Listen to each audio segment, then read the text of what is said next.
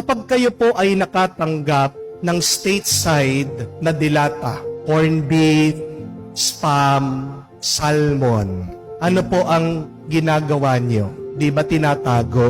O kaya naman dinidisplay? Amen? Kailan nyo po binubuksan yung stateside na dilata? Yung mga matatanda, tanungin ko po, ha? Pag may okasyon, pag may bisita.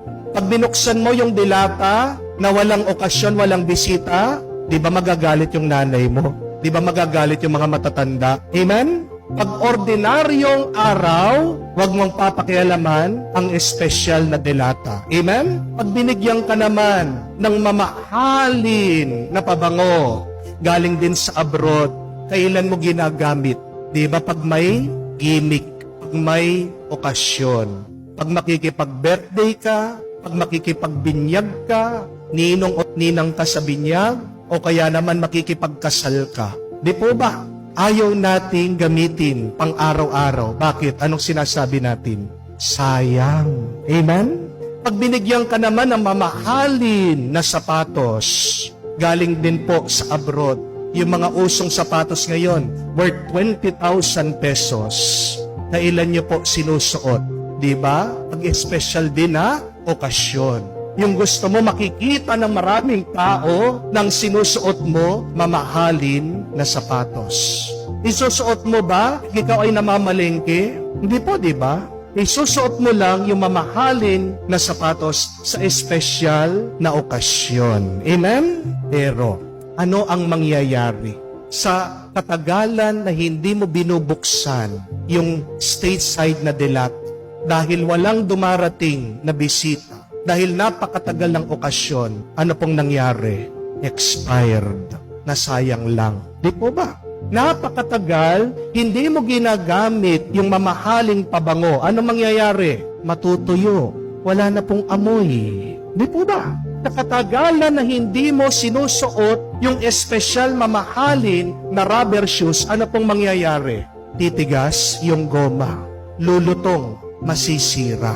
Ano po ang aral? Tandaan niyo po ito.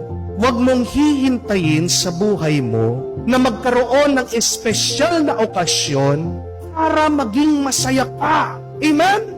Para ipagdiwang mo ang buhay. Amen? Do not wait for a special occasion in your life to celebrate life, to be happy, to enjoy. Why is that? Because remember, this life is already special. Yung hinihintay mong special na okasyon, hindi darating yan dahil nandito na. Yung buhay ka lang, yung pinagkalooban ka lang ng buhay ng Diyos, milagro yan. Ito na yung hinihintay mo na okasyon, na mahalaga, na importante, na special. Bakit hindi ka maging masaya? Bakit hindi mo ipagdiwang ang buhay? Bakit hindi mo gawing masaya ang iyong sarili? Amen? Dahil tandaan niyo po ito, makakabili ka pa rin ng dilata. Makakabili ka pa rin ng pabango. Makakabili ka pa rin ng rubber shoes. Pero ano ang hindi mo na mabibili? Oras, panahon, araw. You will never and you can never buy another day again. Amen? That is why this day, celebrate it. That is why this day, this moment, seize it. That is why this day, this time, take the opportunity. Do not waste it. Huwag ka nang maghintay. Ngayon na. Kung hindi, baka lumipas yan at yung grasya na galing sa Diyos, mawala pa. Amen? Tingnan niyo po ang ating mahal na ina. Dumating ang anghel, inanyayahan siya ng Diyos na maging ina ng ating manunubos. Maging ina ng ating Panginoon. Walang dalawang isip sa Kanya. Hindi siya naghintay. Agad-agad, pumayag siya. Bakit? Kasi alam niya, ang nasa harapan niya, grasya. baka tayo, magkamali tayo. Na ang grasya na sa harapan mo, ayaw mo pa rin yakapin, ayaw mo pa rin kunin, ayaw mo pa rin ipagdiwang. Ito, do not waste the opportunity and the graces that God will give you. Amen? Tandaan niyo po ito. Wala pong taon na malas at swerte. Amen? Walang araw na malas at swerte. Amen? Walang panahon na malas at swerte. Amen? Bakit? Kasi kung gawa yan ng Diyos, walang ginawa ang Diyos na pangit at masama.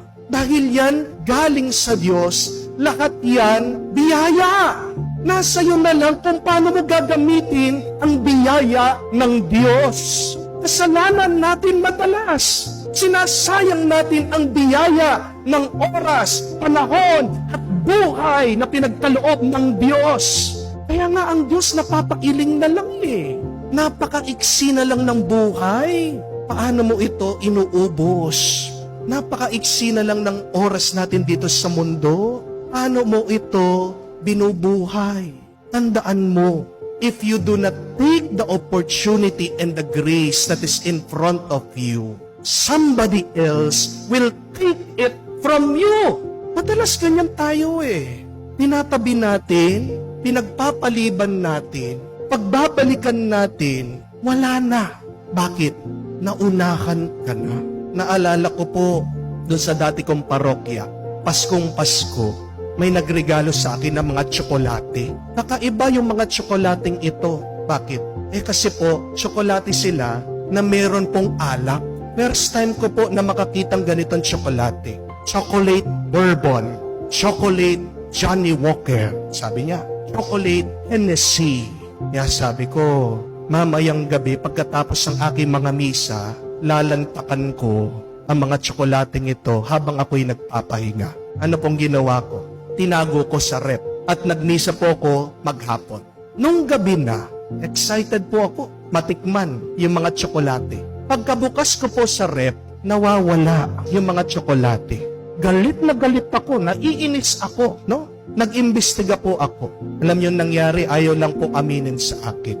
Nakita pala ng mga bata na mga server, tinago ko, nilagay ko sa rep at gusto din nila ng tsokolate. Hindi nila sinabi sa akin, kinuha nila, kinain nila. Kaya pala, nakita ko itong mga bata nung nagsaserve sa akin, parang lasing. Umiikot yung mga mata nila.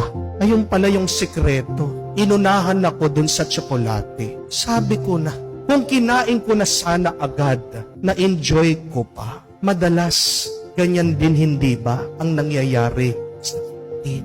Nauunahan tayo ng iba. Binigay na sa'yo, pero bakit nawala? Pinagpaliban mo Hindi mo pinansin Binaliwala mo. Yan ang isang aral na bahunin natin. Bawat araw, bawat oras, bawat minuto, bawat segundo, tandaan mo to, mahalaga, regalo sa Diyos, biyaya sa Diyos.